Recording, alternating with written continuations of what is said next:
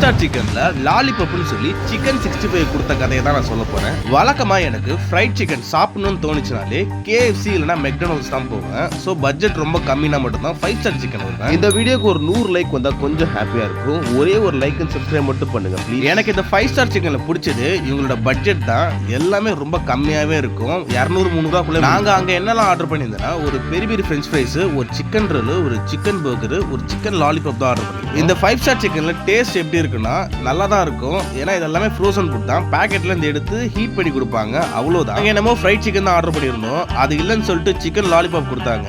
சரி நானும் ரொம்ப நாள் ஆச்சு சாப்பிடலாம்னு சொல்லி சாப்பிட்டு பார்த்தா அப்படியே டிட்டோ சிக்கன் பக்கோடா டேஸ்ட்.